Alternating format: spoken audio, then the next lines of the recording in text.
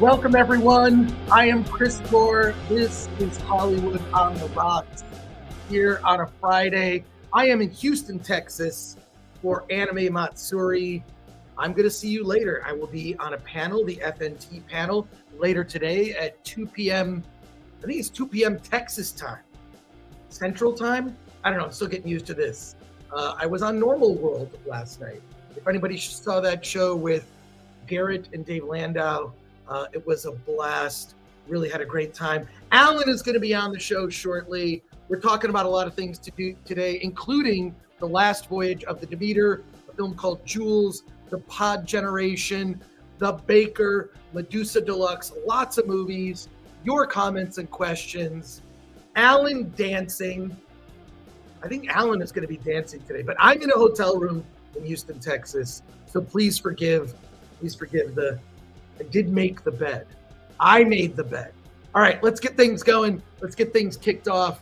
Here it is, the Friday Film Threat Livecast, right from Texas. Let's go.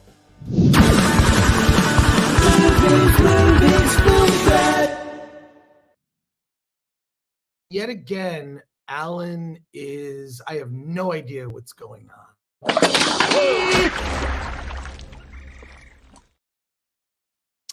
Nope.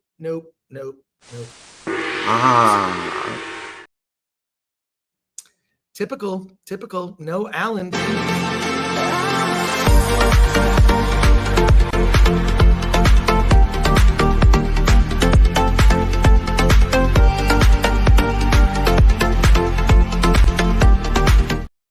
What were you doing? You could just ask me to do these videos. You don't need to animate this stuff. What, you mean you would be dancing at a club? Yeah, that's totally me. That's definitely you.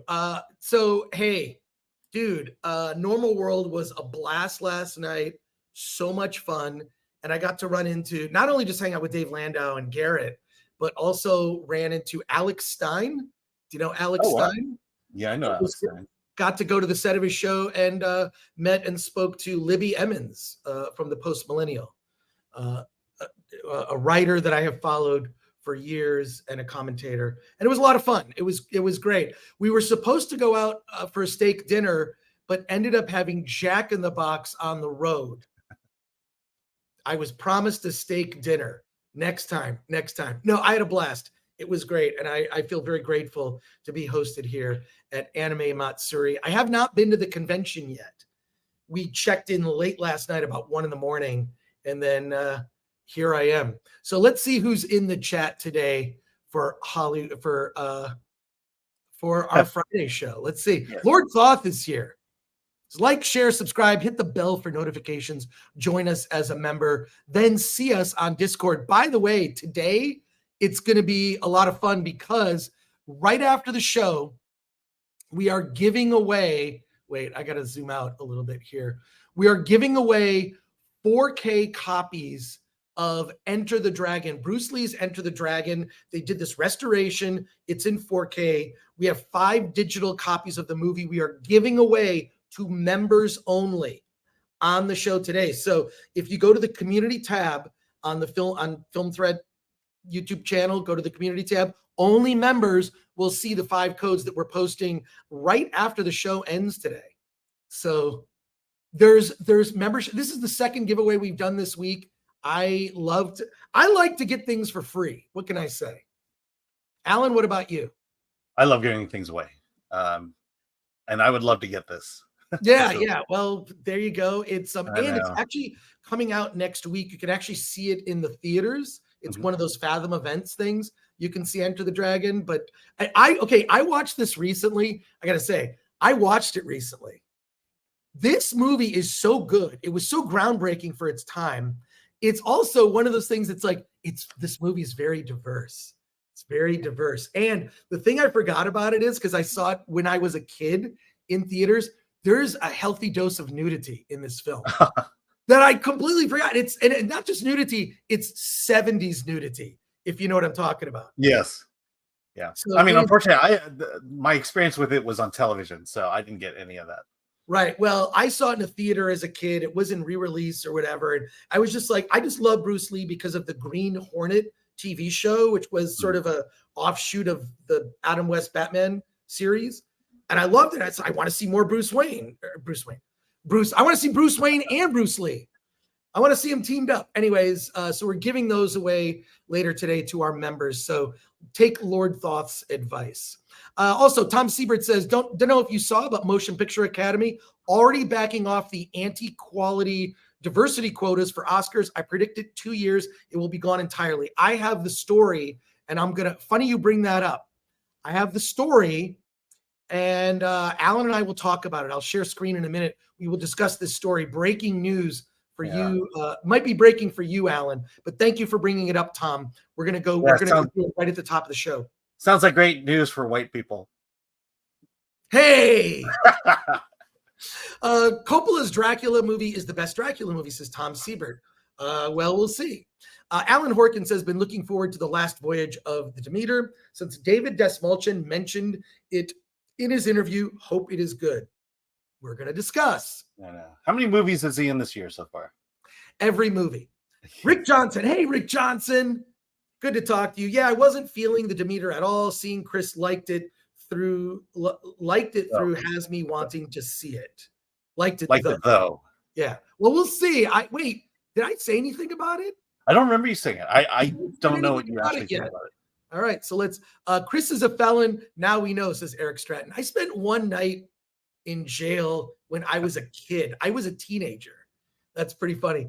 By the way, you went on a show to talk about Film Threat and only talked about Detroit. Yeah. It was gonna. Yeah. Well, they talked about Film Threat a little bit. Roberto says, "Beautiful gore." Thank you. Imperfect says, "This might be the best lighting Chris has ever had." Really? Is the lighting good? Should I don't know. Should I adjust the lighting? Now I want to adjust it. No. He said it was the best lighting you've ever had. You're now adjusting it. I think it's too light. There we go. It's a little better, a little softer lighting there. So there you go. Yeah. Eric Stratton, the bed stream. This is it. Bill S. Preston Esquire, 2 beds, one for sleeping, one for putting all my DVDs on. I literally have 50 DVDs I have brought to Anime Matsuri to sign and sell should people want them. I just brought 50. I have 50. I have 50 DVDs. So there you go. Razor Burn. Chris, come to Dragon Con. I have an announcement. I'm going to Dragon Con. I will be at Dragon Con in Atlanta. I will see you all there. I'm very excited to see you all there. Hey, Carolyn is, hey. I've been on a Dracula kick lately, so I'm pretty interested in seeing this movie, says Cara. Thank you. Thank you. Always good to hear from you. I hope Elon is taking care of you. You know what I'm talking about. Elon Musk announced that he would be, if you lost a job because of something you liked on Twitter or something, if you like something, I'm a little punch. I came in on a red eye yesterday, I didn't drive. Garrett drove 3.5 hours from Dallas to Houston. I'm a little punch drunk today. So there you go. So we'll talk about it, Cara. There you go. From Rumble, $8.24. Thankfully, I went to Detroit for the first time last month to give some much needed context to the Normal World episode. Well, Detroit. There you go. That's all I'll say. Alan, just to hear that LA is worse than Detroit was amazing to me. Well, Detroit was worse than LA back then. Yeah, it might have flipped. Imperfect says, Alan Dance Dance Revolution stream when? It's coming. And Rumble BMO Better sub supporter says, crunch. and Eric Stratton. Great live with Quarter Black Garrett and Dave. Never knew you and Gary were prison buddies. Yes, only one. Yes, only one day, but still prison. Yeah, well, I was in jail for a day, went in front of a judge who basically gave me probation. I was a kid. I was young and made mistakes. And there you go. See, now I think it's too dark. Should I change the lighting a little bit? I mean, he had it right the first time. Did I have it right the first time? That's what we were saying. Is it looked great, and then you and then I ruined it. All right, let's get into it. By the way, that was for 777. Thank you very much. Oh, sorry, Eric. And thank you for that, Eric. We appreciate it. Awesome. All right, let's get things started. Something we're going to talk about here real quick. Let's discuss the Academy. Can you do a little, Academy changes its rules or something? Oscar rule change. I'm going to share screen right here with a story. Here we go. From Deadline, Academy will now let films bypass inclusion report by opting out of Best Picture race. Thanks to a quiet change in enforcement protocols, feature films entered in this year's Academy Awards contest will be able to avoid reporting gender, race, and disability data required by new inclusion standards governing Best Picture contenders simply by opting out of contention for the top Oscar. The policy shift, which became apparent in recent changes to the frequently asked questions addendum to the Academy's representation and inclusion standards entry platform, could free dozens or even hundreds of films vying for Oscars other than Best Picture from a previously declared requirement. All 300 or so awards contenders submit identity data regardless of their Best Picture prospects. And then we have a Campbell's Soup ad from Target. Until recently, the Academy's FAQ advisory noted that all features submitted for Oscar consideration were required to report detailed identity data on the platform because the Academy wasn't able to say in advance which films might actually wind up in the Best Picture race, the only category for which inclusion standards will be enforced. By this week, however, that provision had been replaced with a new answer to question 13, which asks, am I required to create a raise submission for a film that I don't want to be considered for Best Picture? The new answer says yes. You will have the option to opt in or opt out for Best Picture consideration. If you do decide to opt out, then you do not need to fill out a raise form. Alan, what are your thoughts on this? So I guess I was led to believe that they're loosening it. They're not. They're just saying that if you don't think your film is a Best Picture contender, you don't need to fill out the form. So if you want your film to be in contention for Best Picture of the Year, you have to fill out that diversity form. That's what I'm understanding by reading this.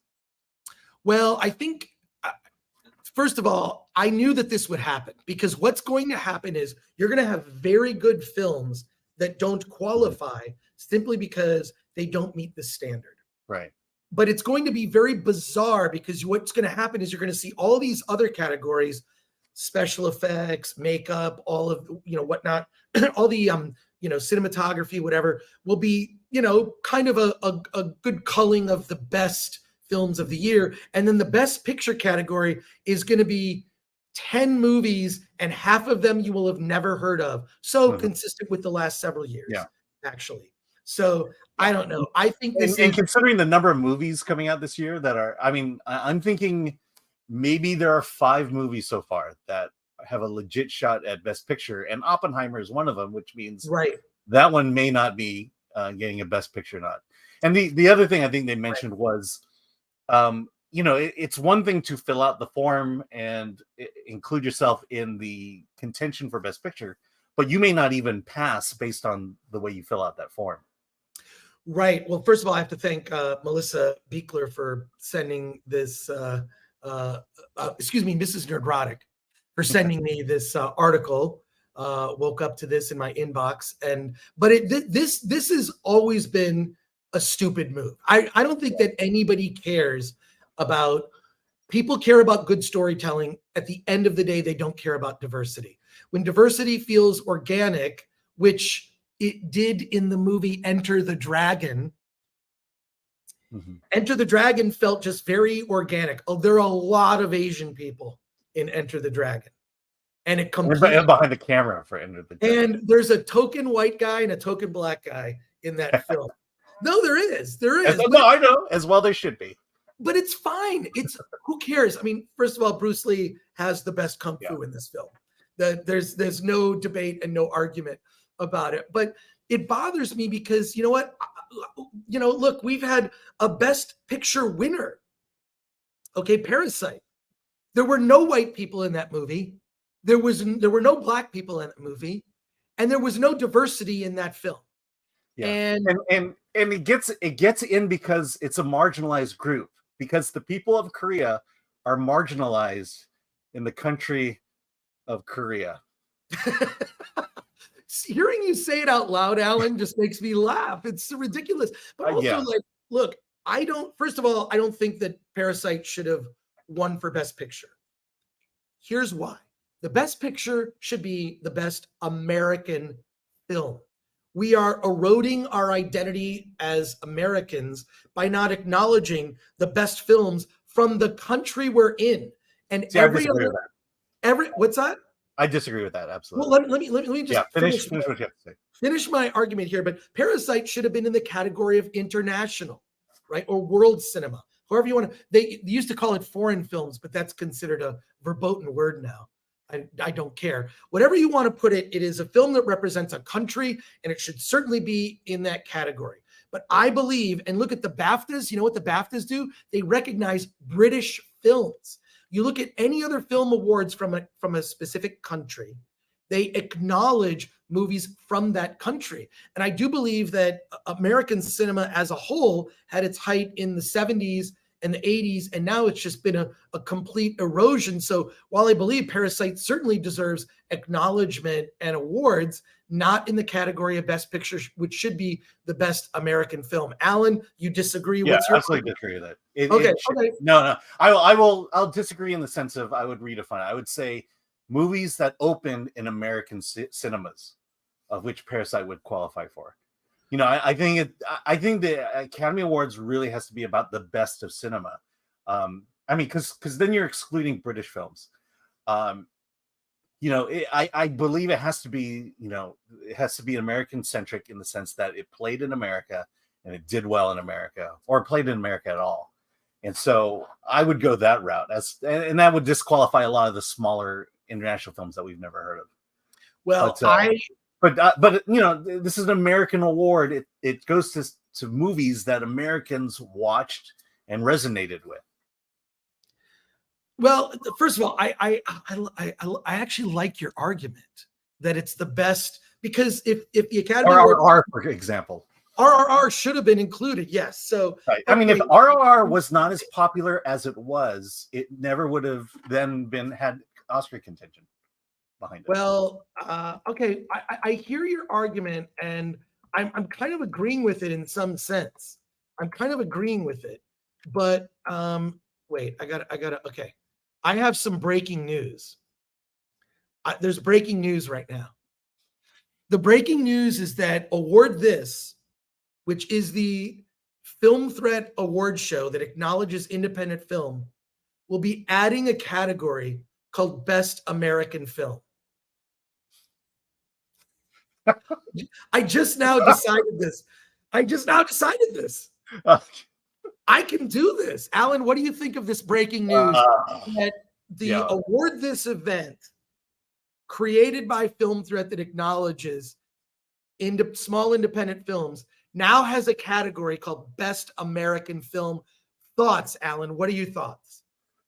I'll be absolutely honest with you. I would say the vast majority of films nominated in Award This are American films. Yeah, that's true. Actually, already. I'm racking my brain, going, what foreign film have we nominated in Award This? And I mean, if you're going to say White Rabbit, just because it was made by an Asian woman doesn't make it non-American. I like that film.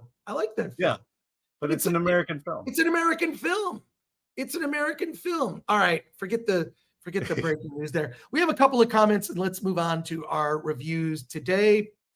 MK Solid 82. When will Alan's accusers from the Korean nudist colony come forward? What is this about?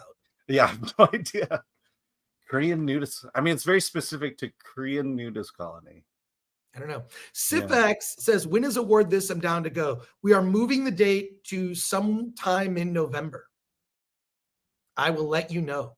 Yes. Pilgrim Media for 2 says, what's American in this melting pot?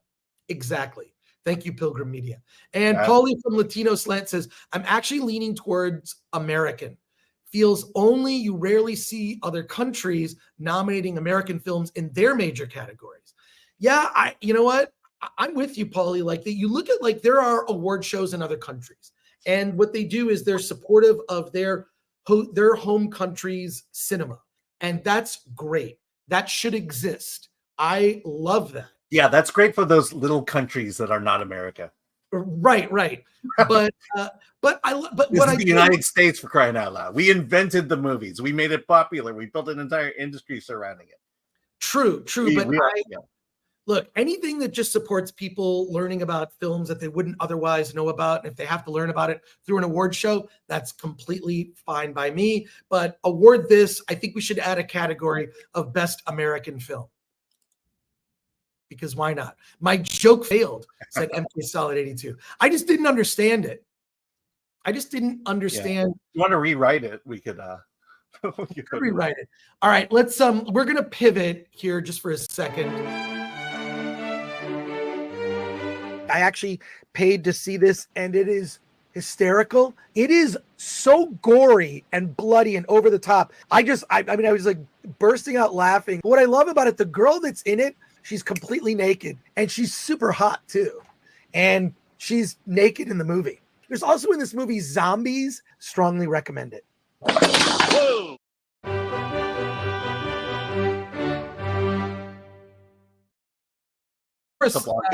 By the way, I'm sure you would Casablanca. No, I know what review. I know what I was talking about. I was talking about Mad Heidi, which I saw the other night at Mike MC Wong's place. We're doing like this, couple times a month movie night. On a 35-foot screen, we watched Mad Heidi, and everyone was grossed out and loved the film. It was very cheesy. So there you go. By the way, I don't think she was nude in the movie. I think she's nude in the very first scene where you see her. She's in bed with her boyfriend. Well, yeah. I have specific definitions of nudity. Like what? Okay, what is Alan? What is your definition of nudity? A boob, at least one. That's getting clipped. That's getting clipped for sure. You're welcome. You're welcome, everybody. All right. Okay. So we're going to talk about The Last Voyage of the Demeter, but Alan saw a movie that I did not see called The Baker. Alan, can you tell us about The Baker? Yes. Well, it stars the ever lovable. Here we go. Stars the ever lovable Ron Perlman, which, looking at the chat, I know everybody loves Ron Perlman. Plays a baker who has a past, and one day his son shows up, who happens to have stumbled across a bag of really good drugs, and after witnessing a gunfight and a fist fight and a lot of dead people, he grabs that bag, grabs his child, and says, "Hey, we're gonna sell it. One big deal, and then we're free." But he needs to drop off his daughter to his estranged father, who he hasn't seen in a long time. So he has to drop the daughter off with Ron Perlman's character, so he can go and sell the drugs, and then they can live happily ever after. And of course, something bad happens. The guy who he took the drugs from finds him, and now it's up to the father and the grandfather and the daughter to go and find the killer and hopefully find their son. I took my daughter to see it because she was interested in the trailer, and I think after the first act we were pretty bored, absolutely bored. Because a lot of this is about the search. It's about Ron Perlman's character, the search for the son, and he has to kind of climb his way up the mafia ranks to get to the big boss at the end. The fighting, Ron Perlman is not young, and his fighting style, it's shot well. It makes it look like he can actually do everything you see him do, but his fighting style is very brawler-like. So it's big punches. He could take a lot of damage, and he's pretty good with a knife as well, and a lot of wrestling moves. But it just plods along. It needed at least 2 more action sequences and less, kind of less setup, less reflection, and you have the kid there for sympathy. I think, a lot of the times you're just thinking to yourself in these movies, can Ron Perlman, the actor at his age, actually do these things? And it's shot well, but you kind of realize, no, he can't. And also, it's, at some point you have to put some logic in and say, maybe I need to drop my granddaughter off somewhere safe while I go out and chase the bad guys, rather than constantly tell her to stay in the van, don't come out, promise. Because every time they do that, she leaves the van. So there you go. This is a Ron Perlman vehicle, and I feel like, again, our Film Threat audience loves Ron Perlman, so they'll come out and support this movie. Well, based on your review, I have no interest in seeing the film. Yeah. It wasn't even on my radar at all, but and Ron Perlman of late, it really does make me sad when I see that an actor that I have really liked in the past, he played Hellboy, and I think he did a very good job as Hellboy. I really enjoyed him as that character. Yeah. But and Beauty and the Beast, he made his name with Beauty and the Beast. Right. And he's just an actor that I've always enjoyed, except recently, where he seems to feel the need to perform his opinions on social media, and it's very disheartening. It's really disheartening. So I don't have any interest in seeing the film. I'm probably never going to see it. And this sounds like from you a mixed to negative review. Yeah, it's pretty boring. I mean, there was a point where my daughter leaned over to me and I looked at her and said, "You want to go?" And she goes, "We'll stick it out to the end." I mean, wait, you were gonna walk out? Well, because I have my kid with me and I know she's bored as hell, and I'm like, I'm not exactly interested in seeing the end of the movie. The only good thing about this movie is the fact that it has Ron Perlman, Joel David Moore, and Harvey Keitel in it. They give pretty good performances for a low budget indie action movie. But she was like, "Nah, we'll stay to the end," and we did. And then you, okay, well, there you go. All right. I mean, I would have let everyone know that I walked out halfway through, but no, she talked me into staying, and she regrets it. All right. Well, a non-recommend, effectively, for The Baker. Well, let's go to your comments and questions, and we have only one we have one comment. Here we go. A couple. It's only one starred. Garfield's Bizarre Adventure for 5. Quick question, guys. What is your best sequel that was better than the original? For me, it is The Empire Strikes Back. Well, that's not a debate. The Empire Strikes Back. Godfather 2, I think, would be one that surpassed the original. I think of recent, The Suicide Squad. Yeah, The Suicide Squad, the one that it's almost like a reboot, though, of Suicide Squad, which I really thought that title was incredibly lazy. So it's Suicide Squad or The Suicide Squad. Yeah, the next one will be A Suicide Squad. Yeah, A Suicide Squad. Well, there you go. Pretty lame. But I don't know. I mean, there's certainly some sequels that I think are very good. It's Aliens. I'm looking at the chat here. Aliens. There's also, I really liked, I don't think it's better, but I like Superman 2 with General Terminator Scott. 2. Terminator 2. Yeah, I mean, look, there's a short list out there, but those Godfather 2 would probably be among the best for me. Godfather 2 is just so, I mean, the first one's great, and the fact that they surpassed it with Godfather 2, and then Godfather 3 is a colossal disappointment.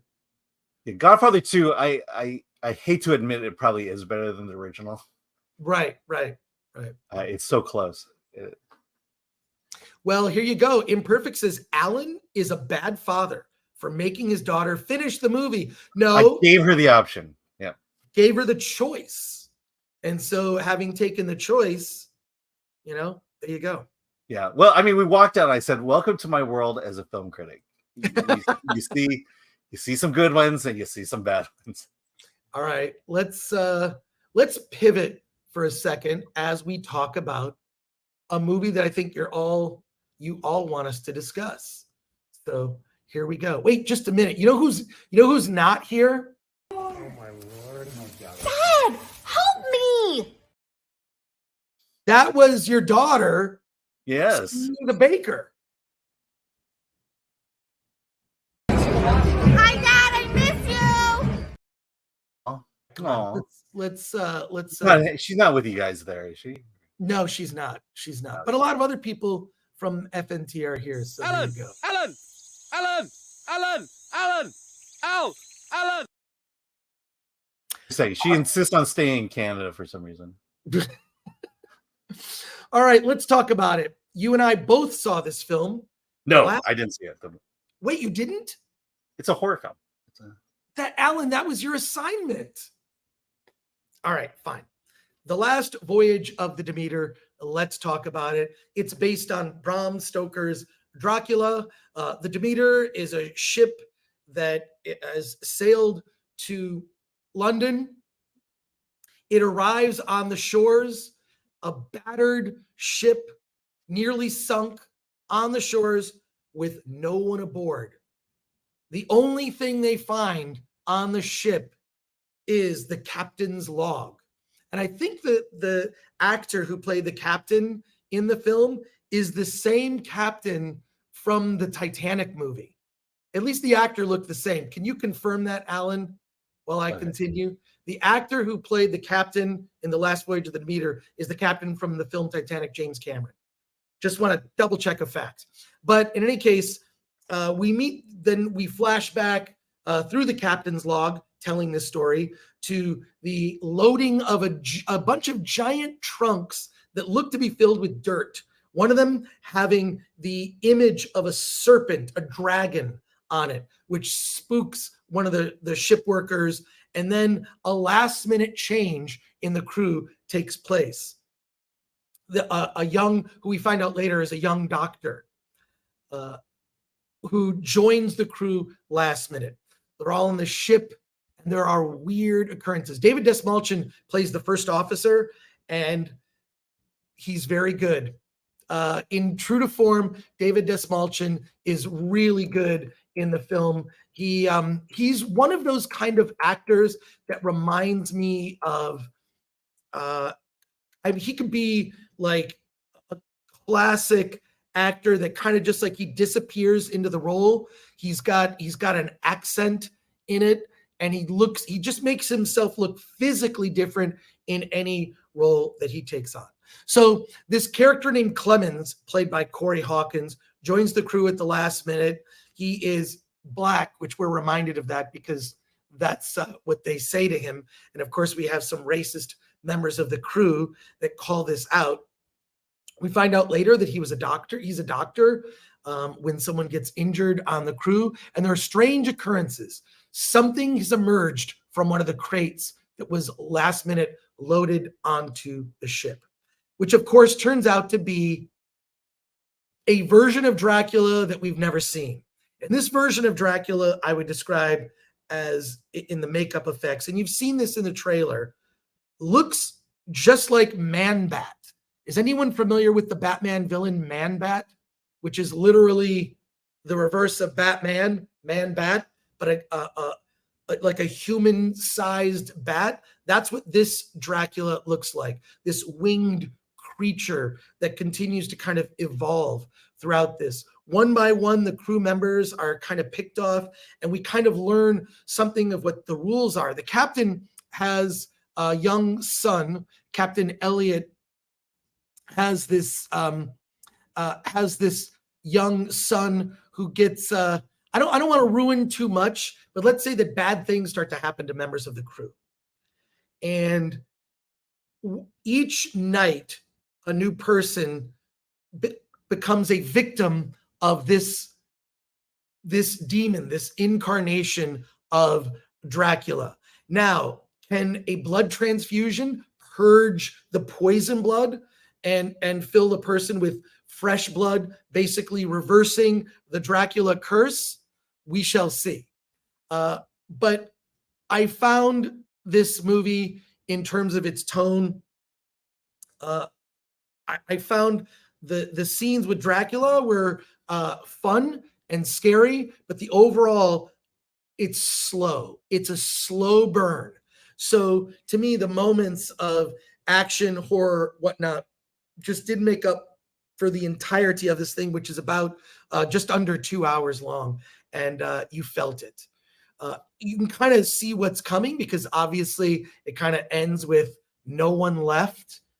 They hatch a plan in the third act. I'm not going to go into too much detail to try to dispense with this Dracula creature. And there's the emergence of a character. Her name is Anna, who emerges from the dirt. She's sort of she's possessed by Dracula, in the sense that, she has been, the best way to put it is, she has been fed upon. Does that make sense? All right. So overall, I really wanted to love this film as kind of a different take on Dracula. I think that, to me, the production design, and somebody already memed this, if in the Robert Patrick Batman, this version of Dracula would make a good Man-Bat. Robert Pattinson, you're saying? Robert Pattinson. Did I say Robert Pattinson? You said Robert Patrick. Robert Patrick. I did not mean Robert Pattinson. But yeah, the Robert Pattinson Batman, this would have made a really interesting villain. I just think it's too much of a slow burn for me. Not enough moments, and there were like cheap jump scares involving animals and whatnot. I really wanted to like this thing, and it also you felt that kind of modernity aspect with the character of Clemens being the Black Doctor, who of course everyone is racist against, and it's like, where have we seen this? Where have we seen this? In every movie like this, and it just felt it felt like forced diversity and not organic. And there's nothing wrong with the actor. The actor who plays the character of Clemens is very good. He's fine. Corey Hawkins, I thought, was great. But does this have to be in every movie, right? I feel like the audience is just tired of it. Okay. And maybe honestly, it works when the actor earns the role, as opposed to feels like they're forced into the role. Right. And I thought that he was actually fine, but he mentions that he went to school and became a doctor, but he's experiencing all this racism on a crew on a ship. Like, well, then how did he become the doctor? And then he tells this whole story about how he couldn't get hired at a hospital because he's Black. And I'm just like, so a crew on a ship then are the more progressive the captain had no problem hiring him, because he basically saved his son, right? And he was not an experienced ship person, or so he said. Like, he grew up on a ship, but the captain is kind of the captain's a little suspicious of him, but after he saves his son. Yeah. So for it to work, does the fact that the captain is the one who gave him a chance because he saved his son, does that play out through the entire film? It doesn't play out through the film, but it. So they're offering an excuse to put the character in, and not using that to enrich the story. It's fine. It ultimately doesn't matter in the end. I don't want to get into it, but it's like every one of these movies, like a zombie movie, they kind of make their own rules.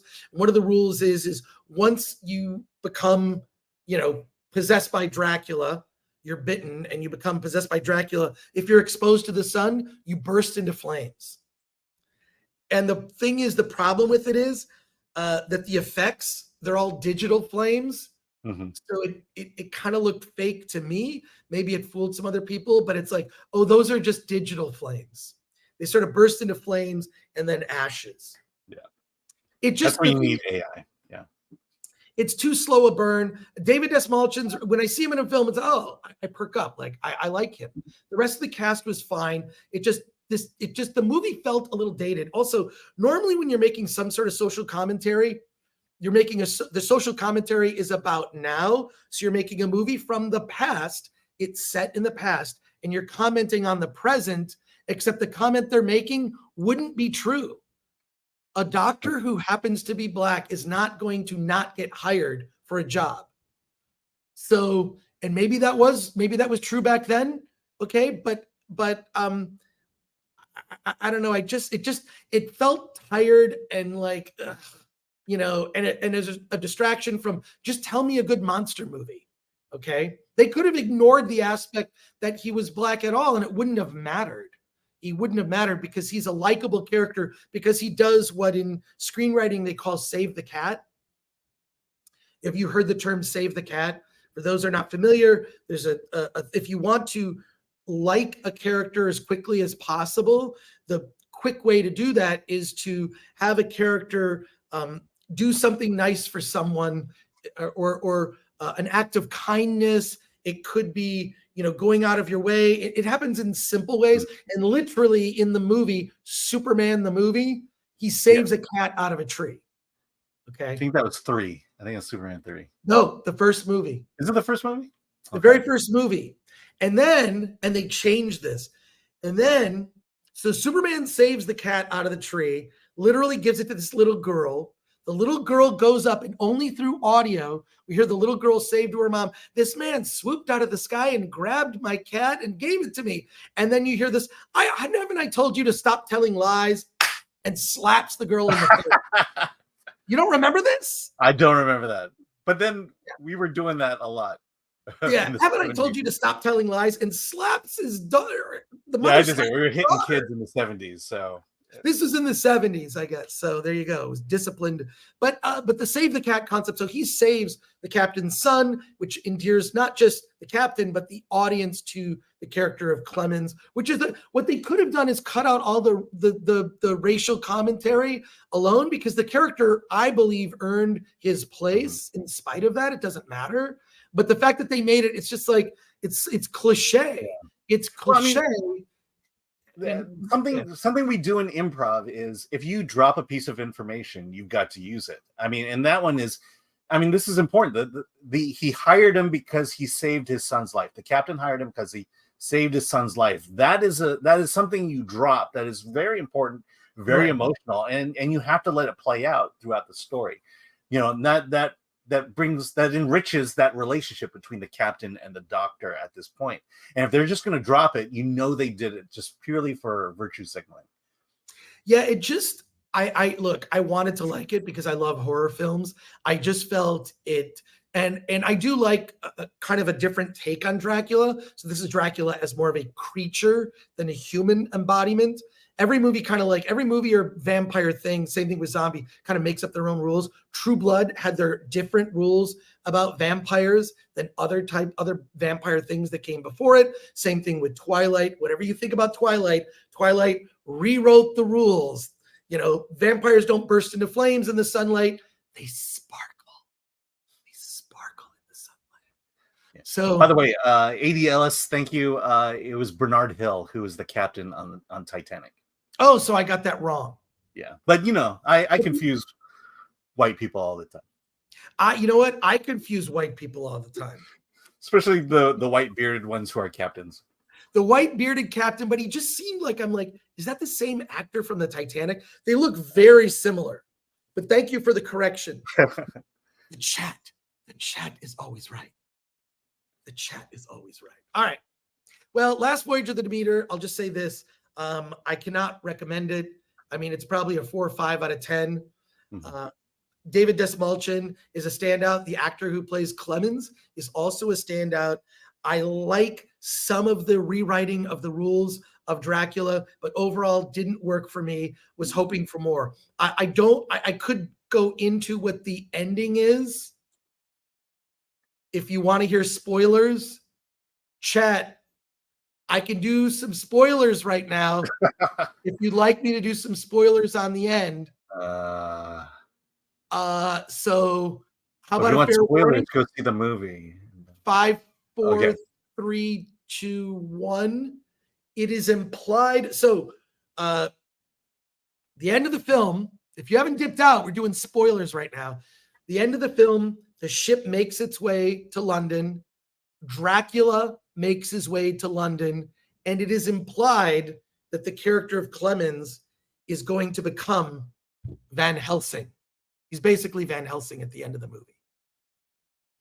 Basically setting up a sequel. End of spoilers. There you go. I ruined it. Yeah. Ruined it. Wasn't that the end of Jurassic Park 2, though? I don't even... the animals kind of... Never mind. We're out of spoilers, so... Right. We're out of spoilers. Yeah. But no, it's... That's the ending, and so I don't know. Does that set up a sequel? We'll see. All right, let's go to your comment. All I can say is this. I don't recommend the movie. I wanted to like it. And this movie was originally supposed to open in January. They bumped it and dumped it in August. So what does that tell you in the studio's confidence in the film? Let's go to your chat comments and questions here. Here we go. Alan is a bad father for making his daughter finish this movie. I don't know if I agree with that. Marco CC565 S65. They basically developed the movie from a paragraph in the Dracula novel. It's actually kind of an interesting idea that the captain's log was the last thing that was left on this ship, the ship that basically brought over crates filled with effectively Dracula. And there you are. Know Me Without You. I hated that Mr. Clemens was a jack of all trades. He was a doctor, philosopher, astrologer, and a drawing artist in the end. Yeah, that was, it was a little annoying that this guy was sort of like, he was, like a Swiss Army knife of skills. Yeah. He was a Mary Sue, basically. The smartest one. He was the male version of a Mary Sue. What do they call that? Michael Sue. Is it Jerry Sue?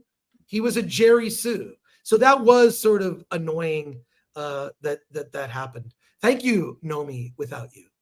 Amanda Nowicki, The Last Voyage of the Demeter is one of my favorite chapters in Dracula. Glad to see a film that's giving that part more depth. Well, I'm not familiar. I have not read the novel. So I'm sorry, Amanda Nowicki, and I'm sorry if my lackluster review, sorry if that's disappointing, made me think of the vamp in Midnight Mass a little bit, says Carl Lynn.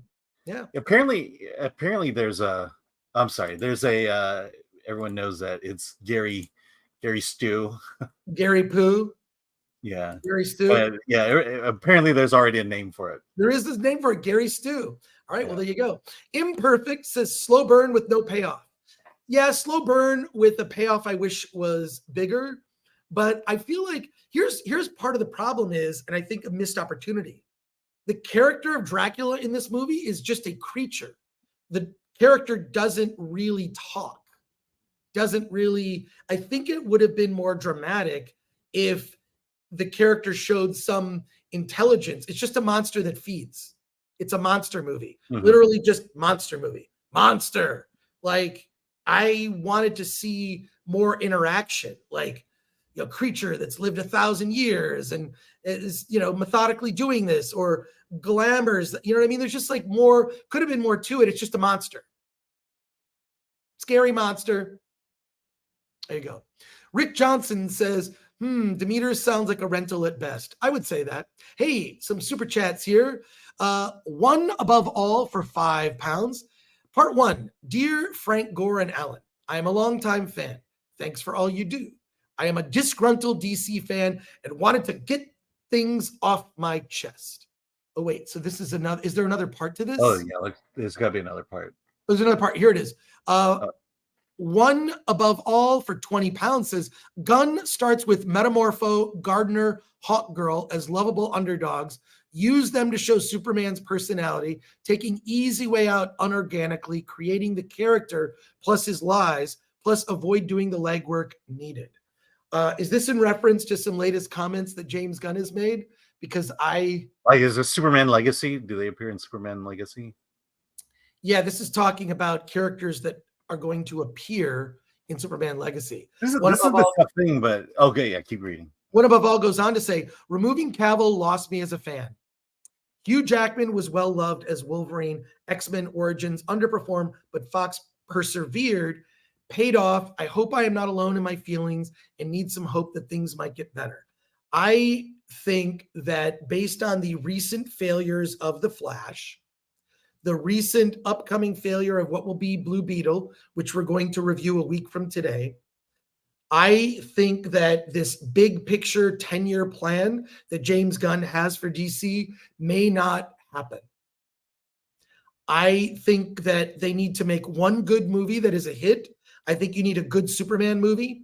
And even though people were not 100% satisfied with Man of Steel, you needed to make just make one good movie starring Henry Cavill, all is forgiven. And there has been so much pivoting.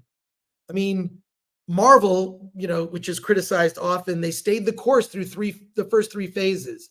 They pivoted in a way that is not popular and will more than likely pivot again, but those things are not easy to do. They need one good movie. They need one good movie to establish the universe. And I think Gunn is a little obsessed with now we're hearing there's going to be Guy Gardner Green Lantern is the Superman. How about just a Superman Superman being the star of the Superman movie?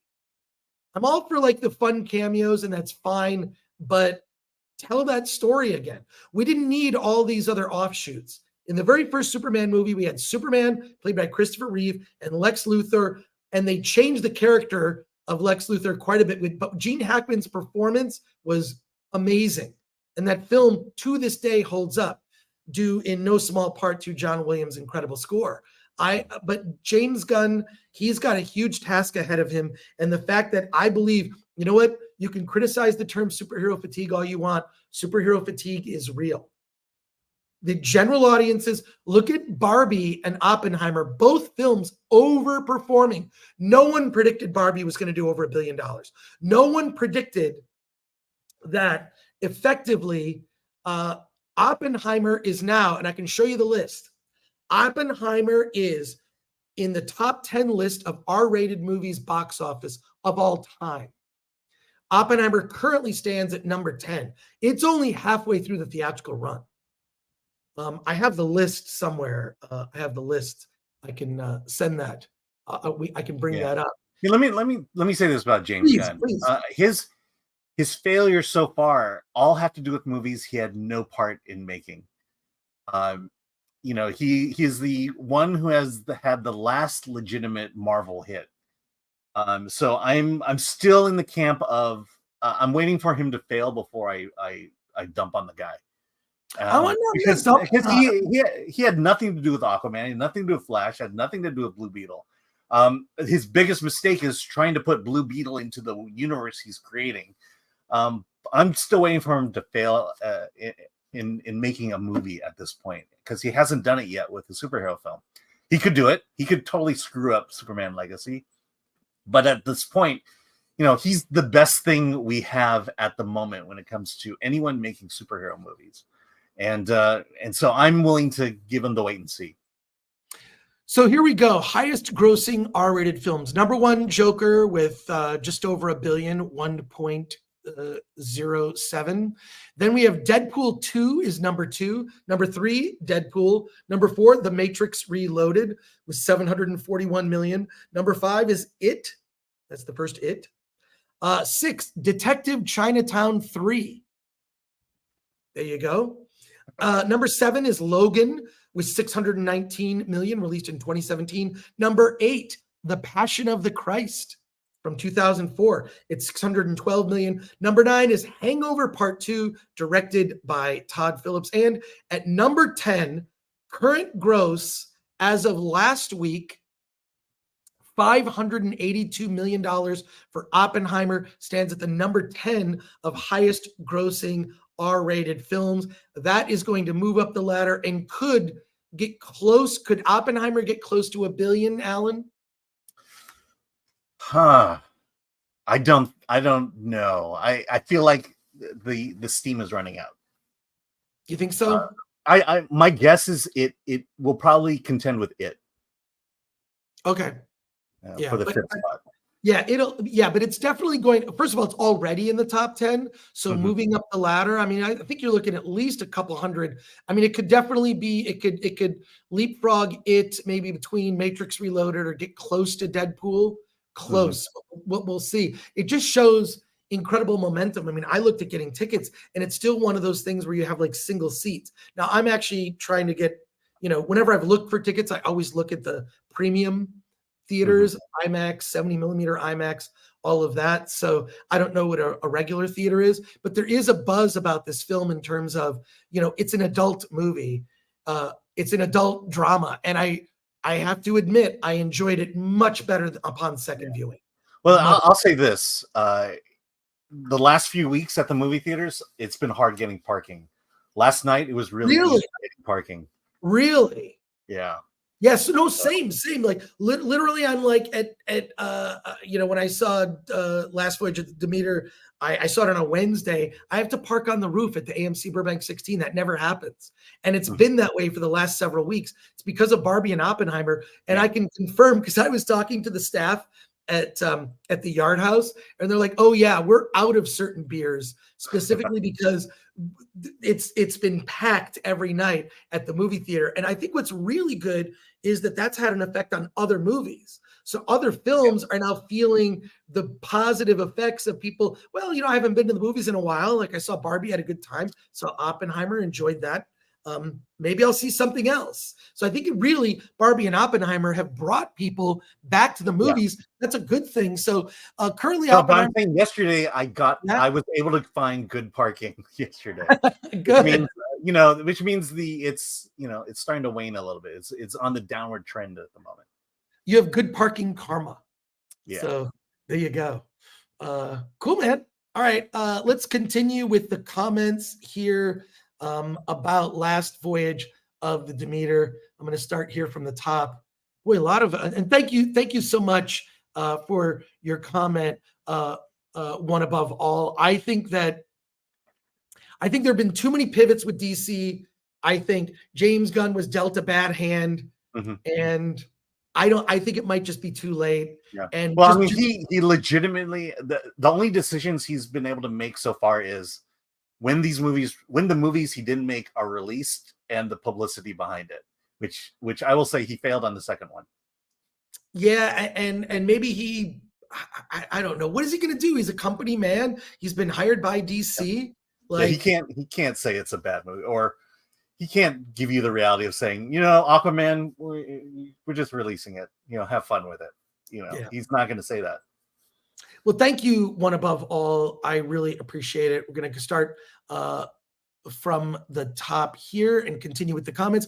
Garfield's Bizarre Adventure for 10. Another quick question, guys. When it comes to animated films, why does a film like Puss in Boots: Last Wish cost so much less than Elemental? Last Wish still looks better, even though it cost much less. I think there are certain, when they report these budgets, it depends on how much else they're rolling in, right? Like, what they'll do is they'll often hide certain costs within budgets, and they'll also reduce certain costs within budgets. Things like, they'll charge for studio space.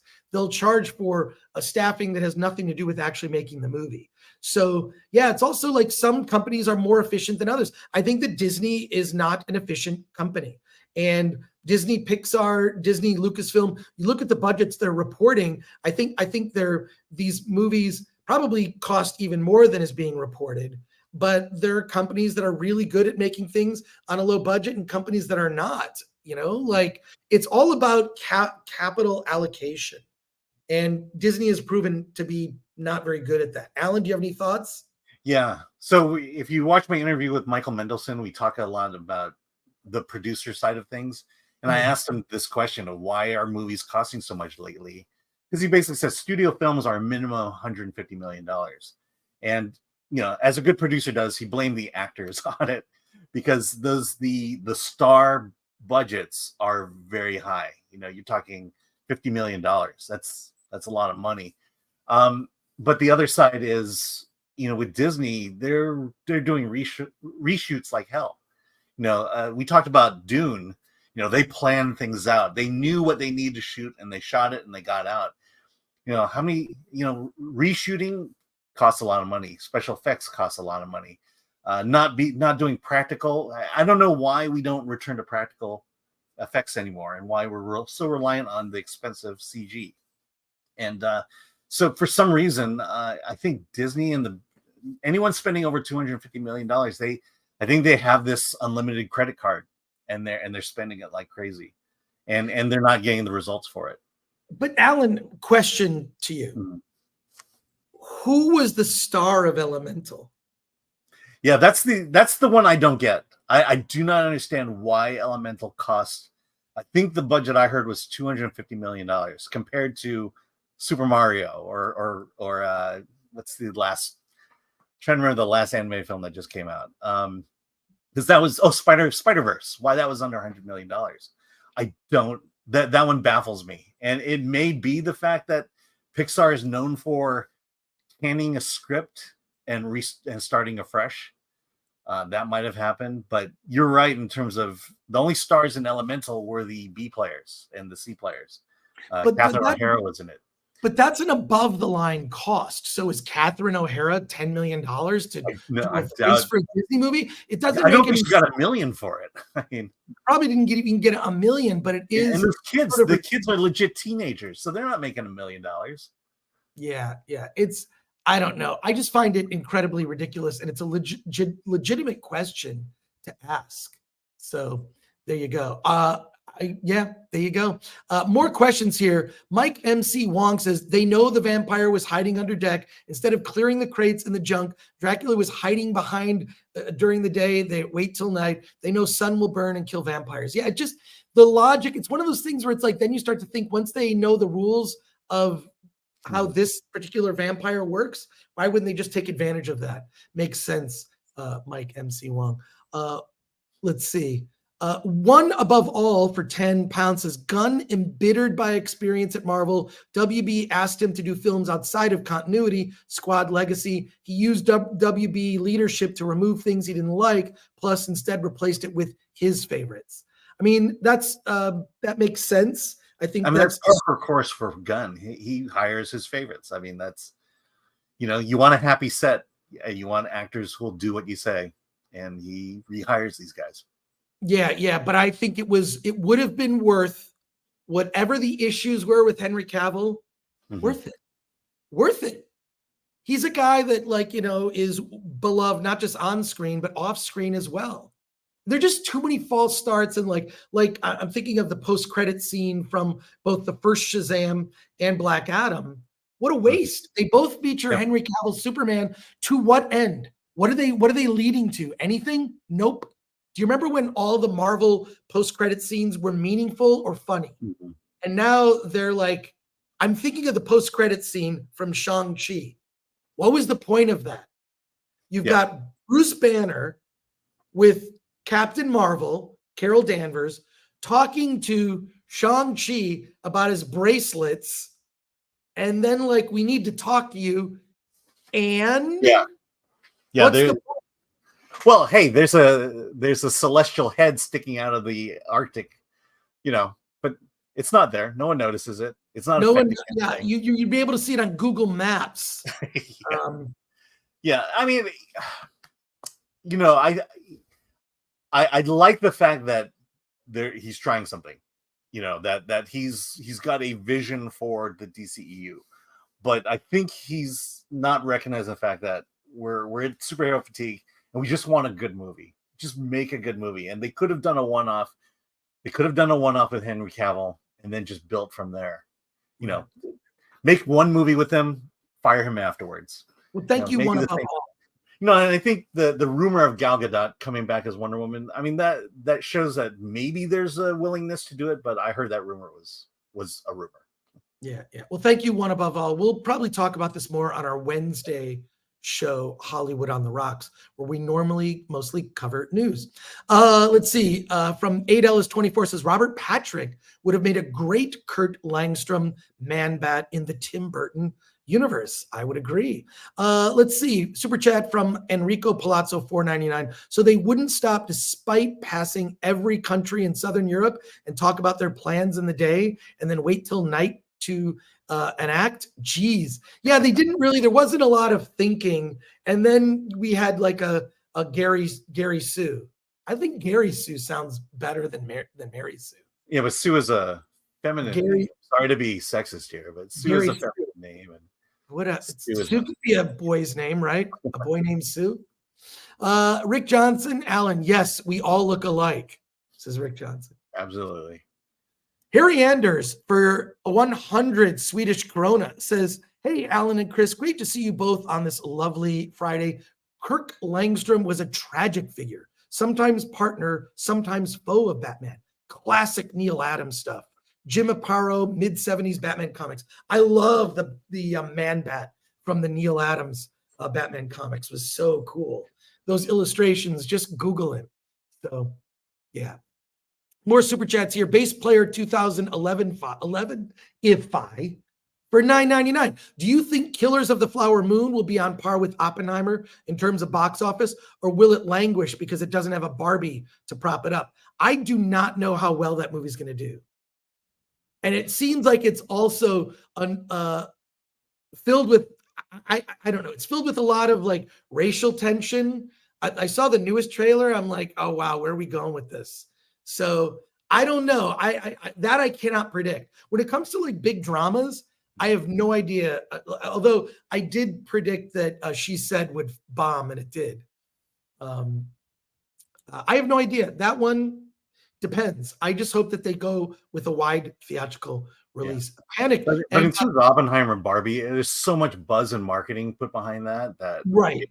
The success couldn't be avoided at that point. Killer of the Flower Moon. I'm barely trying to remember. I can barely remember what that movie is about. I mean, that's kind of where the publicity is at for it right now. And Panic Zone became a YouTube member. By the way, check the member tab at the conclusion of the show. Check the member tab. You will be able to join our Discord, and I have those codes to give away. Flav for £5 says, much as I enjoy Gunn films, I think he's too quirky for a DC universe. I have no faith he'll do Superman well, but like Alan, I'll give him a go. So there you go. Yeah, I'll wait for him to fail first, and then I'll Spidey Sensei 72. Do I need to watch the Eternals? I don't get those references. Yeah, you need to watch the Eternals. Zavin says, like to say, all of Marvel has forgotten the Eternals. So yeah. Okay. Zavin says, vampire hunting for dummies as demonstrated badly by dummies. Well, that's 100%. Davina Duckworth, I'm going to see Gran Turismo. Thanks, Chris. Film Threat. We're going to talk about Gran Turismo next week, and I have an announcement. We have one of the drivers who went to the GTA Academy is going to be on the show telling us about his experience, telling us about the controversy related to Gran Turismo, because there are some factual errors in the film. You can enjoy the film as a movie, but then there's the truth. We're going to talk about the truth. And one of the drivers is going to be on the show a week from today. So join us when we talk. Oh, no, wait, excuse me. 2 weeks from today. 2 weeks. 2 weeks. Sorry about that. So 2 weeks from today, I've been talking to the driver, sent me some videos. It's going to be so much fun. We're going to get the inside story behind the Gran Turismo movie. Davina Duckworth, report back. Let me know what you think. Hey, by the way, it's important to note that it's the GT Academy, because the GTA Academy is a whole other animal. Right. Let's not get into it. Okay. Did Dracula have personality? Was just a straight monster villain? Hey, it's me in HD. Straight monster. No personality. None. And that, I think, made the film less enjoyable. It would have, I feel like, some Dracula films or, vampire movies, they go at it from the point of view of Dracula. And I would have liked to have seen some of that. And it's just a monster and no personality. A monster that kills. And I wanted to see more. Hey, it's me, and HD goes on to say, hey, Chris, is the FNT crew going to Chrissy's show tonight? I think the answer to that is yes. Amanda Nowicki says, I'm not disappointed in your review, says Amanda Nowicki. That's fair. And One Punch Man Tolkien fan says, congrats on 88,800 subs. The number 8 is very lucky, considered lucky in Asian culture. Am I wrong? Ms. P. Coffee, not if I'm correct. Number 8. Number 8 is a lucky number. Alan, any reaction on that? No. No, I'm not that good of an Asian. Yeah, not that good an Asian. All right. And oh wait, there was another question. Yes, I'm in Houston. I am in Houston. By the way, I did see Gran Turismo 2 days ago, and I will say this: watch it at a Dolby theater. The sound. Oh, wait, you saw it in Dolby? Yeah, I saw it in Dolby. If you want a good massage while watching a movie, watch it in Dolby theater, because your seats will be rumbling through no fault of its own. Oh, that's great. All right. Well, let's. You know what? I think it's time that we pivot. We're going to pivot and talk about another movie. We're going to talk about another film. So. I don't know what that's about. All right. Let's talk about this, Alan, a film you and I have both seen. This is a science fiction movie called The Pod Generation. It stars Emilia Clarke and Chiwetel Ejiofor. Chiwetel Ejiofor. It's a science fiction movie. Alan, tell us about The Pod Generation. All right, The Pod Generation. You need to move things around. Just tell us about The Pod Generation. This is science fiction. This is, to me, the return of the science fiction that I loved as a child and a growing adult. Basically, the story is Emilia Clarke's character. She is working at a company, a marketing company for kind of a futuristic medical company, and she does the marketing for them, and she's rising in the ranks. And so the boss says, "Hey, we're gonna give you these promotions, but we need to make sure that you're not gonna have children, or that children is not going to derail your career." And they said, "But good news is we have a new product called the pod, and in this pod you can grow a baby." And so she and the Chiwetel Ejiofor's character can grow a baby in this pod, and she can continue her career doing what she does. On the other side, there's Chiwetel Ejiofor's character, who is a botanist. He works as a professor of botany in this world where nature is no longer needed. And so all the homes have nature pods, so you can go in and feel the simulation of nature. But he's trying to return things back to the way things were, back to nature. And so one day he decides he's going to take his class on a field trip to the forest where they can eat actual fruit, and all the kids are afraid of the actual fruit. So what happens is, as this baby is growing in the pod, questions start to occur. Ultimately, what this movie is the science fiction that I've grown up with. Twilight Zone, Star Trek, where it takes this idea of an aspect of humanity and just begins to ask questions about it. Here, a lot of it is about AI, just because we can do things, should we actually be doing it? Everything in this, just because we can synthesize nature, the question is, should we do it? We are now making meat in labs. Is this a direction we really want to go as a society? We are now eradicating all viruses and bacteria. Is this what we should be doing? And this question is constantly being asked from the very first frame to the final frame. Yeah, and it's not, there are a lot of women's issues brought up here. The politicization of the uterus, it really hits hard on whether that, is that really the right direction we need to go down? And so, when I watch Twilight Zone, when I watch Star Trek, especially The Next Generation, it was always some aspect of humanity that would be in question. And then me and my friends who were watching would just sit back after the episode was over and talk about it. This is one of those movies. And this is why I love this movie. And this is why I'm kind of on the Pod Generation bandwagon now. Go out and see this movie and just let it ask you a bunch of questions and come up with your own conclusions. I have an interview with the director, Sophie Barthus, on the Film Threat interview channel. And we talk about this issue in depth of what is the place of science fiction in the world today, and why we've lost that. Someone brought up Soylent Green. We brought up Soylent Green in our conversation, and ultimately that the question that she asks is, because technology can replace nature, does that mean we should really be doing it? And so I am very high on this movie. It's an indie film. It really needs a good theatrical boost this weekend. So if you are a fan of science fiction, go out and see this movie.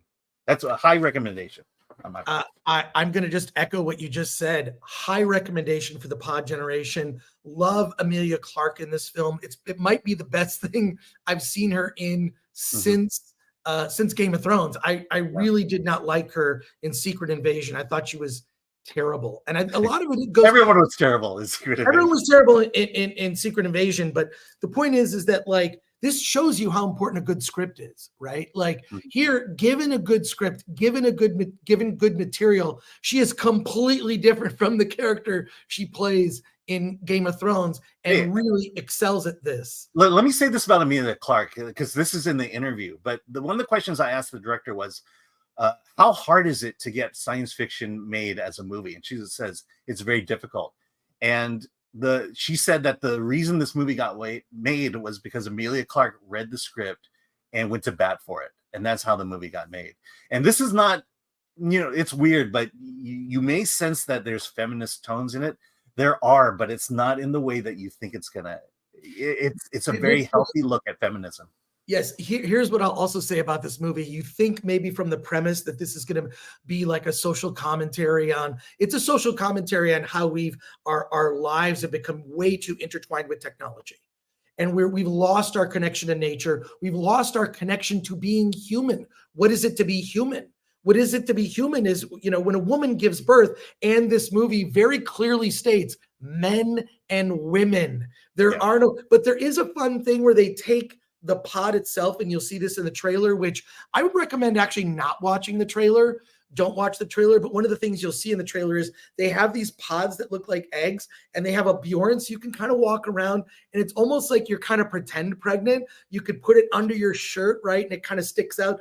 But her husband in the movie wears the pod, right? And you see other men wearing the pod, but this movie doesn't tell you how to think. And it also very clearly, they very clearly tell you men and women. There's none of this like men can give birth kind of thing you think that the movie might make a comment on, but also it makes a comment on, without telling you what to think, it asks questions, women in the workplace, which I really love. You see Emilia Clarke's character, she wears this sort of feminized version of a suit, and you see other women there like that. She's standing at her desk on like a treadmill, which is sort of like a hamster wheel, just spinning round and round. And you see like her husband and her kind of they're having problems in their marriage where he's more in touch with nature and all this and is not really down with all this technology. They come to an understanding. They each kind of come to the middle in a sense, based on their own experiences. But I love this movie. In addition, mostly practical effects. There's some obvious digital enhancement with the setting. You see like the office building, and kind of like, it's weird how like nature is encapsulated in almost like these little like, oh, look, there's nature, like in like a little, like a little pod. Yeah. A little pod. There's like, oh, look, nature is right there. And they'll take these breathing apparatuses and they'll smell nature. Like, that's what nature smells like. Isn't that interesting? But it's a comment on people that are on their cell phones too much. This movie would make a great pairing, if I could say a double feature, with the movie Her with Joaquin Phoenix. I love that movie Her, which is about, modern relationships and AI. This is, modern birthing, right? And hiring a surrogate. You've basically taken your parts, made a baby in a pod that you watch grow. What I love too is the detail they go about the app. There's an app that you can use. It's like they almost treat the baby like a Tamagotchi. So it's like exactly it is through the app and like, oh, you can feed the baby. It's ridiculous. I mean, the movie, I would say this, it's as much a comedy as it is a science fiction. Yeah, she says this is definitely a satire. She right. It's a satire. Total satire of our every app to solve every problem. This is an app to solve your problem of having a baby. And where it ends up, you can kind of see where it's going. No spoilers. I'm not going to say anything about the third act. But it's well worth it. It's also like, it's under 2 hours. Might even be like 90, a little over 90 minutes. Yeah. Somewhere out there. It just didn't feel long at any point, and it's I really loved it. This is the kind of science fiction we need now. We need science fiction that is that satirizes how ridiculous our clown world, especially when it comes to technology, has become. It's gotten ridiculous. I'll say this. I saw it back in Sundance, and I saw it again to do the interview. And the second viewing is just as good. It is packed. There's not a scene that goes wasted in terms of just bringing up an idea, bring up maybe we're going the wrong direction with technology, and every scene kind of has an element to it. There's even go see it. I don't want to spoil too much. The entire movie. Just everything from the production design to the casting to even they have the woman who plays her name is Rosalie Craig. She plays sort of their I don't know, mentor. She's sort of part mentor, part salesperson, part with this company that has these pods. You see other people with pods, and they're all. It's like a trendy thing. Like it's like an accessory, but it also happens to be a growing human being. Yeah. But the woman, Craig, who plays this, the woman who kind of sells them on getting the pod. She's a recurring character. The woman in the background there. Oh my God, she's so good. She's so good in the film because her character is so ridiculous. She's the source of a lot of the comedy because you're thinking, it's like she's the salesperson at the Apple store, but she's selling you a baby. There's a scene where everyone feels bad for the woman who has to give birth naturally. Yeah, like the way they used to do it back then. Yeah. It's like driving a car from the 90s. Ooh, you have a Toyota Camry from 1999. Ooh, that's basically what natural birth is looked upon. It's a phenomenal film. I want to see it again, actually, and really, really enjoyed it. It's the kind of science fiction that independent films should do. It's low budget. It explores ideas, doesn't hit you over the head, and there's a lot to talk about. Like you were mentioning earlier, Twilight Zone. Every Twilight Zone is about a moral issue, and this is about a moral issue. Star Trek is the same thing. Exactly. So at least classic Star Trek, I should say. So strong recommendation from both of us for the Pod Generation. Let's go to your comments and questions here. Here we go. The nerd far away. All the points Chris is making are also reasons I want to see the Pod Generation. Report back. Please report back, nerd far away, who's a member. Let me know. I'll say this. We talked about it in the interview, but science fiction is kind of going the way of the dodo. And movies like this really need support, especially theatrical support. So if you can see it this weekend, please see it this weekend. Yeah, check it out. I believe I can no longer join SAG or the WGA now that I've been talking like this. The nerd far away says, anyone think there may be similarities to Simulant? Same ideas, same commentary on these issues. Simulant was fine. This is more of a comedy. Simulant, I don't think was a comedy,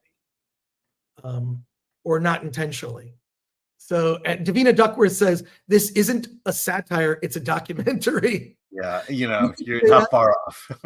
Spaceman, I have a question. Is Emilia Clarke a bad actor, or is she terribly miscast in roles I don't like? People say she's great. I don't see it. I think she's miscast. And I think in particular, Secret Invasion, terrible script, really horribly thought out character. That image of her with the muscle arm. Wait, let me do my muscle arm here. Oh boy. There you go. Here's this is so me. Should I get a tattoo here? Should I get a tattoo? With that weird muscle arm, just looks stupid. She just looks utterly stupid. But I think Emilia Clarke is a good actor when there's good material. Now, there are other actors that I think can kind of transcend bad material, but it's tough. So I'm really glad that she championed this movie and helped get it made. Congrats again on the interview on our channel. I'm honestly interested in the Pod Generation. A lot of sci-fi feels processed these days, lacking thought. And Emilia Clarke has picked terrible movies. So hopefully this one is good, says Geek Truth 64. We're both recommending it. Hey, Matthew Hammond, good to see you. I want to see this movie, but it is not on a theater near me. It's an indie movie. That means in less than a month, it'll be on Vudu. What do they call it? In theater at home. And it'll be like $20. Same as Yeah, probably. it's I believe Roadside and Vertical are behind this movie. Yeah, is the name of the company. Give it a couple weeks, Matthew, and then let us know what you thought. I want to hear what you thought of it, because this is, I think, the direction I'd like to see more sci-fi that's like this. You know, I mean, this could very well, if there was a big budget version of the Twilight Zone, this could have been a Twilight Zone episode. Yeah. I mean, look, Soylent Green, Logan's Run. You know, that's what sci-fi used to be. It used to say something. Westworld used to say something. Yeah. Imperfect says Frank Schwarzenegger. Okay. And Sifak says, didn't know camera adds muscle now. That's my muscle.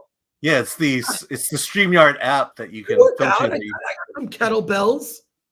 You know, I work out, but I'm not obsessed with working out. I'm not obsessed with taking shirtless photos of myself posing like I'm in an all-male adult film. Let's just say that.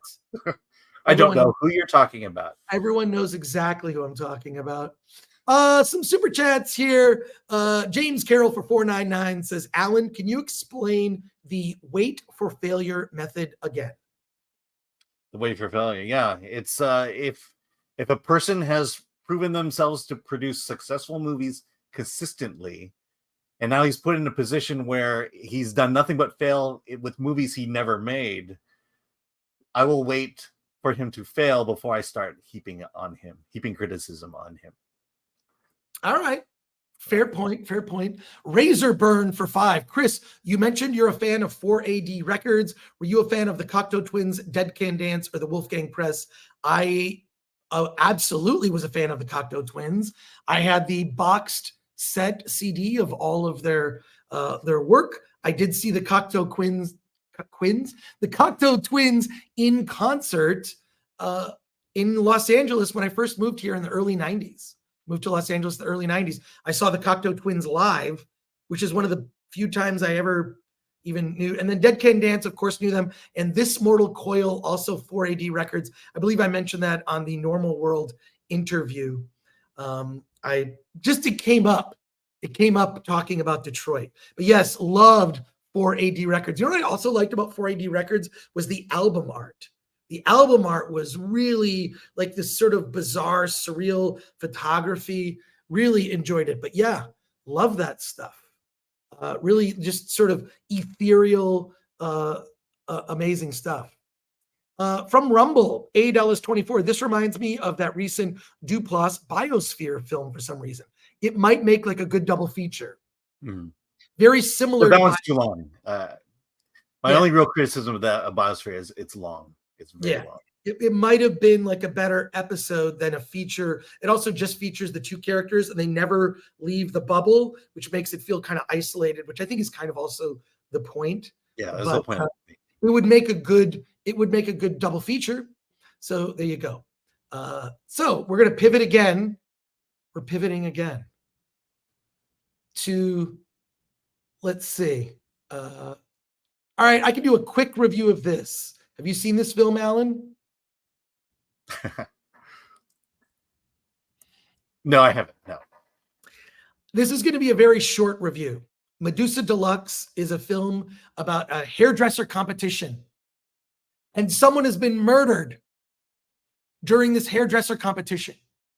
And we learn this as the camera swoops around. We meet all of the various hairdressers. And this is set in England. All British hairdressers, women, men, lots of men who are probably gay or definitely gay. And the camera swishing around as we go from room to room. I realize as I'm watching this film, the entire movie is one shot. Now I'm watching very closely to this film as we get details of who the killer might be, what is going on, what is the mystery behind the scenes, who is responsible for this murder. There's even a baby in this film. The camera goes from room to room to room as we follow characters. And I got to be honest, I was blown away by the camera work in this film. Blown away. And I'm sitting there like, there are some films that also do this, like, of course, the film 1917, which is sort of a fake one shot. You see sort of times where smoke comes in or the setting changes, and obviously there's a break. I could not tell where the breaks were in this. But to be honest, I was not enthralled with the story. This movie is all gimmick. Medusa Deluxe is all gimmick about the one shot. I was not taken with what the story is. It got hard to follow at some points. Some of the accents are so thick. I wish I had closed captions on, or I was able to close caption when I was watching the film. So the story, to me, a weak story, a great gimmick, but this is what made me nervous. I'm watching the film and I'm keenly aware that it's one shot. The movie like really sort of shows off this aspect. I was nervous for the filmmakers watching this movie.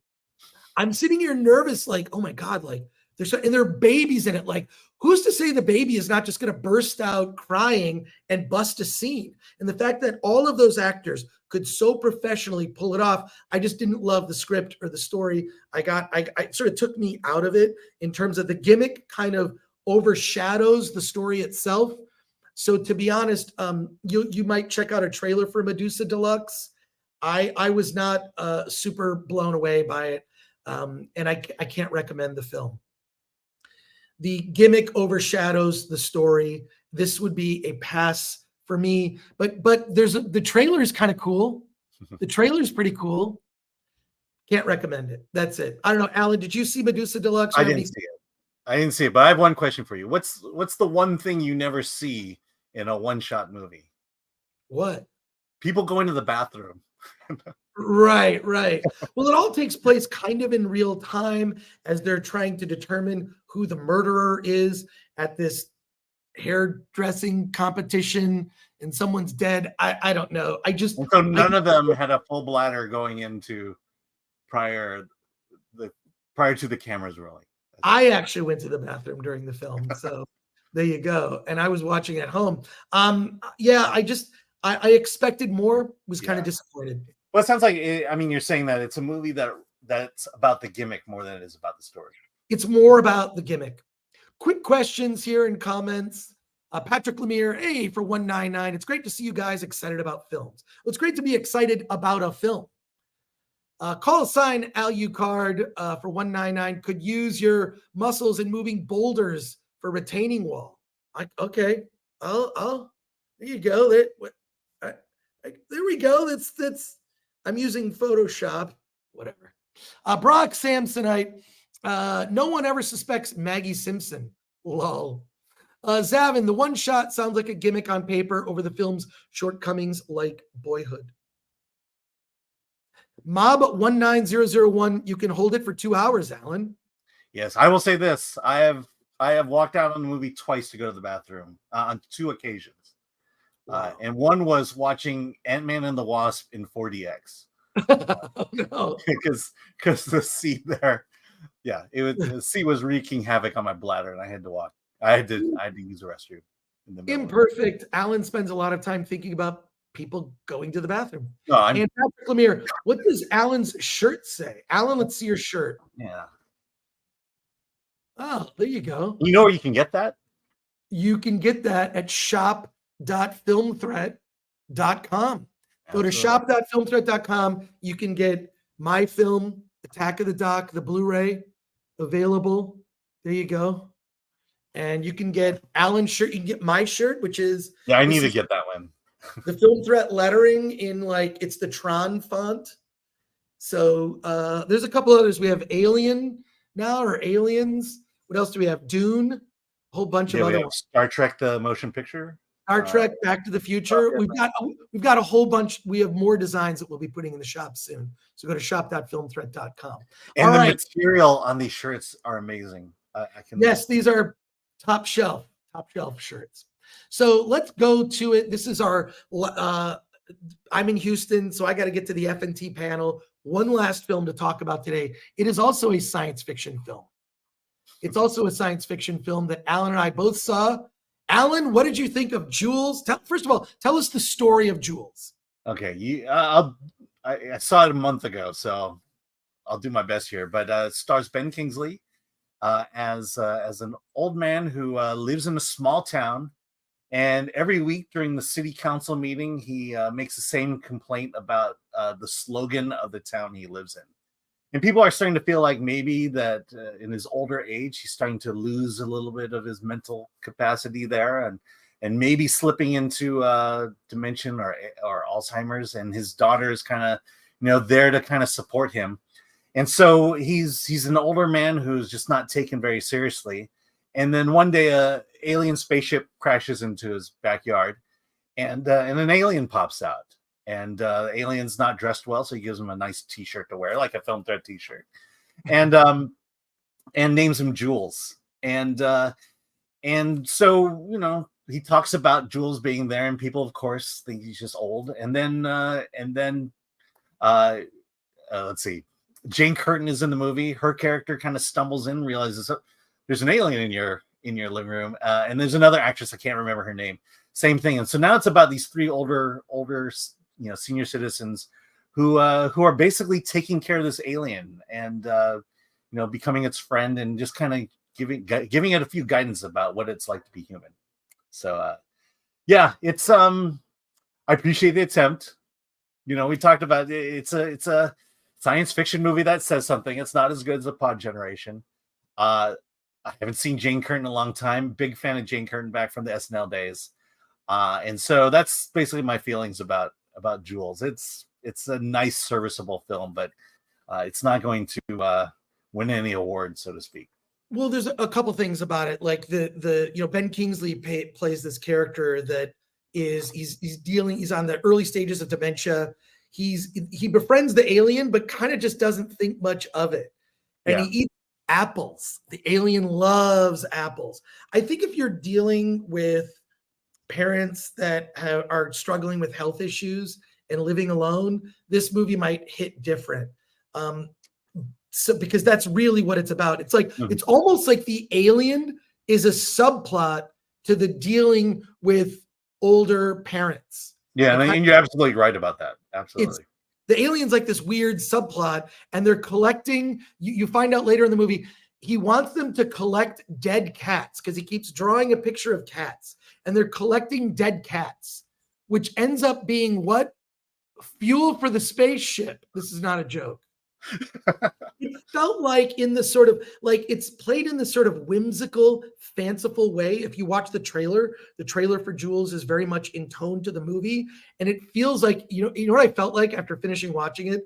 It felt like a Hallmark. If Hallmark Channel made a science fiction movie, it would be this movie, and it felt weird. Then the aliens. It's the Hallmark version of Cocoon. Let's put it that way. Yeah, the Hallmark version of Cocoon, but not nearly as entertaining. When they put the alien, what's funny is the alien is sort of this bizarre looking creature, whatever. Like you see it they just show it in the trailer.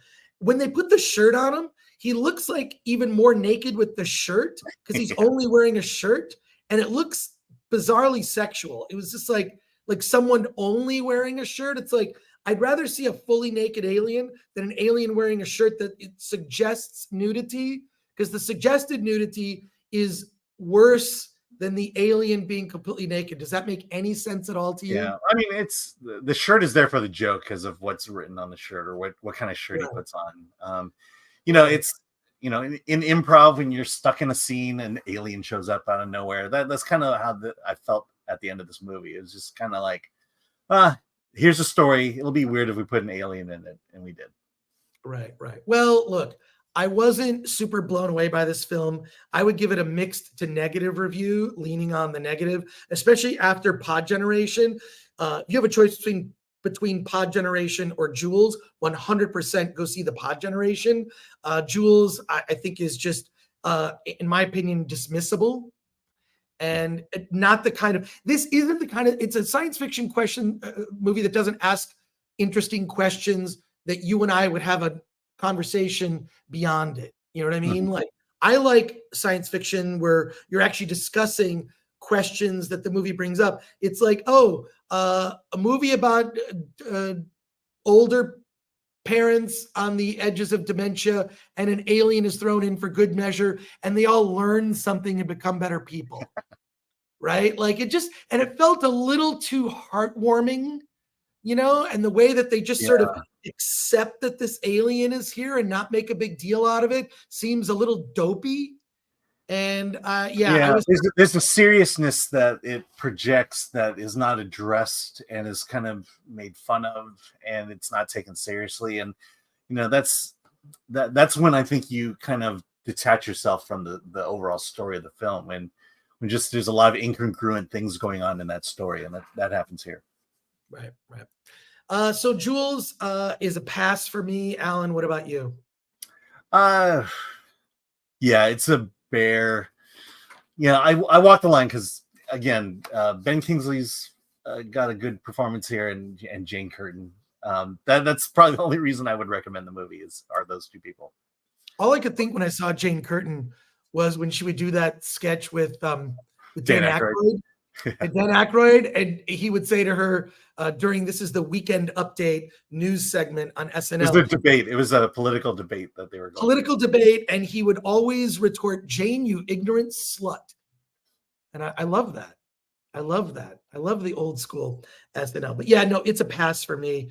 And also, I would recommend, if you want to see good science fiction, see The Pod Generation. Absolutely. Let's go to your comments here as we wrap up. Solomon Thornton says, I will definitely see The Pod Generation. The title of the film gives me Twilight Zone vibes. I grew up watching that show. My favorite episode is Eye of the Beholder.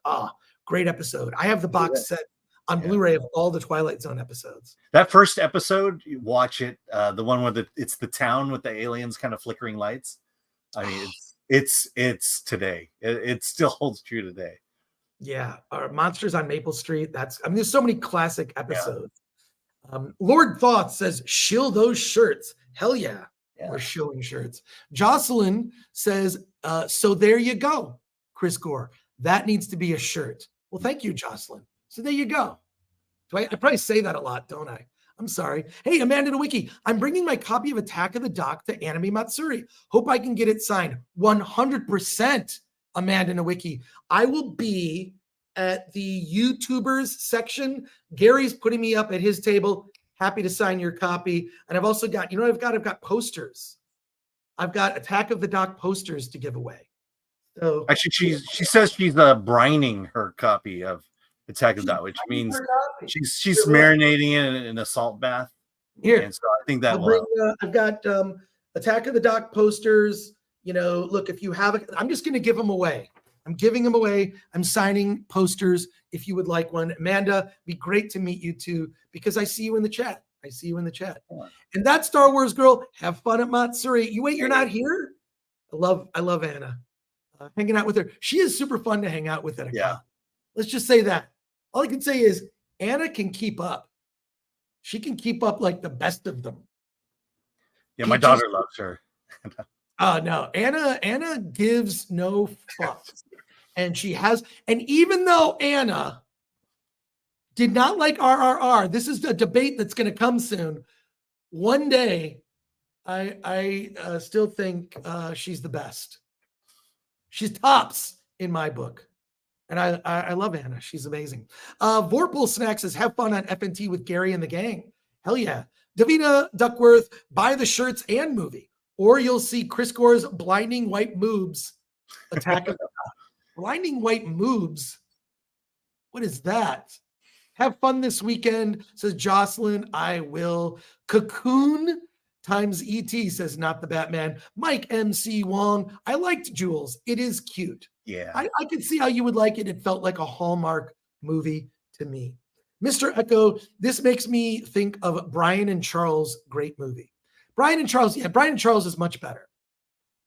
Swords and Starships. Hey. He's also a member. Film Threat Forever. Well, thank you for that. That is very generous. We appreciate it. Swords and Starships. Love it. And Anna says, no, not this year. You're always, I'll have to find someone to hang out with. I'm going to look for someone to hang out with here. So there you go. Well, good to chat with you, Anna. It's always LA Comic-Con. LA Comic-Con. Anna, LA Comic-Con, it's happening. We'll talk later. I've got to get you on a panel. And thank you to our mods today, Lord Thoth, Latino Slant, and Ms. Peak Coffee. And thank you to you, Alan. Let's see. What do you have coming up? Anything this weekend? I'm at Anime Matsuri. Look for me in the YouTube section. Look for me on FNT, hanging with the FNT crew. Alan, what do you have coming up this weekend? Yes, I've got. I'm doing the National Comedy Theater, performing tomorrow night at 7:30. There will be no aliens popping out of nowhere. And look, I love the show. So if you want to see me live, that's where I'll be. 7:30 we're close to Old Town, San Diego. Love it. And are you continuing? Because technically speaking, this is your birthday month.